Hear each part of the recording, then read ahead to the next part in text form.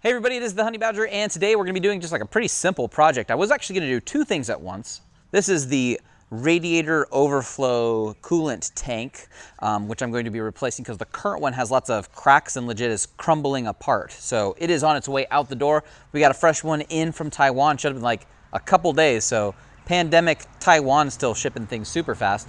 But the one I ordered, also from Taiwan, different seller, for the windshield washer fluid, that tank, it's going to take a little bit longer. I was going to do this all in one video, but that's going to be its own video because it's going to take weeks for it to show up, and I want to get this in. So we're going to get this one in. The top cap is a little bit different. There are two outlets on it, or one in and one out. I don't see that on the current one. We'll look at those in just a second. Hopefully there's no tubes at the bottom. This does look almost the exact same, so it should be a pretty quick and easy, just drop it in, take the old one out. Shouldn't really cause too much of an issue to drain it too. I don't think we have to drain the radiator because this is so high up. Probably just pull the tubes off. We'll lose a little bit of fluid, but probably not much. And we'll just top her off, put her in, and we'll be good to go. So let's take a look at the current one, the state it's in, and then what might be different between the two units. Previously, we got the Weber carb in, which looks super clean, and obviously the rest of the engine is filthy dirty. We'll get to that in a second. But the current tank is right here.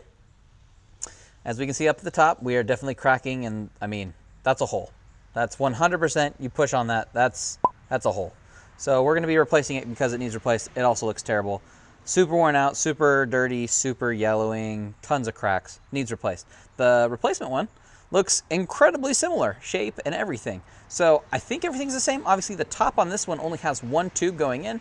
We obviously have the availability for two tubes, so I don't think this tube that's going underneath it runs into the bottom of it, but I guess we'll just take this all off in just a second and we'll see how everything pairs up. But should just be a simple swap, nothing too hard, and probably gonna be a huge improvement in the looks category for sure.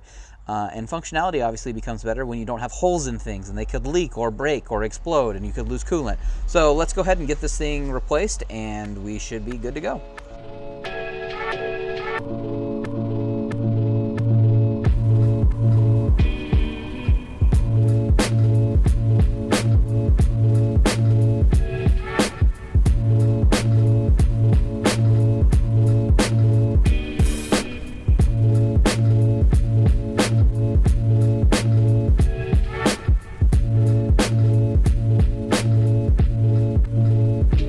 So clearly, quite a big difference. Now they do look, I mean, fairly identical.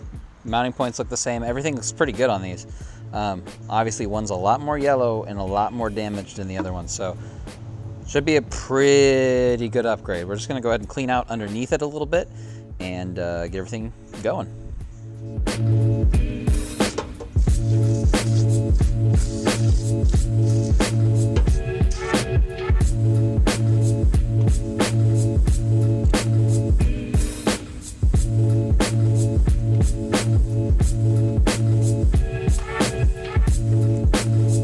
So actually looking a little bit closer at the fitment, this was not actually drilled in the right spot. So I just drilled my own a little bit over. Luckily the screw that goes into it has a washer on it, so it should still be plenty fine and be snug. In fact, one probably hold this in there just fine, and there's a place on the bottom for it to snap into. So it's gonna be fine, but I wanna make sure I get that screw back in there. Just should help secure it a little bit better, and now we're good to go.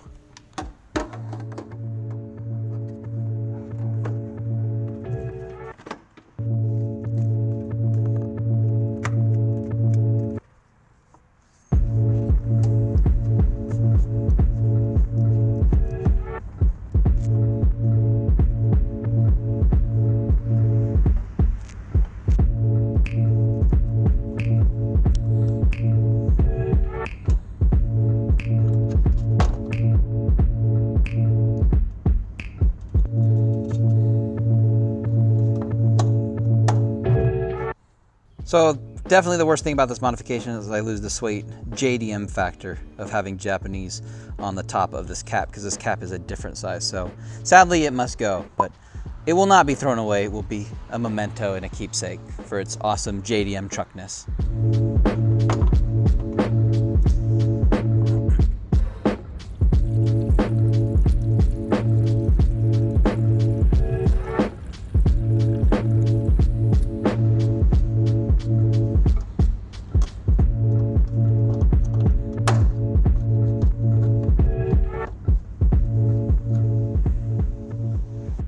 And there we go. It looks like it is in there. Everything's good to go. The coolant looks way more yellow on camera than it actually is, or neon, whatever you want to call it. But things look good. We just obviously had to drill just a little bit on that screw up in there to get that to fit correctly. But other than that, not a big deal. Pretty simple and a really fast install. Makes everything look a little bit nicer over there. Obviously with the Weber carburetor, things look clean over there too.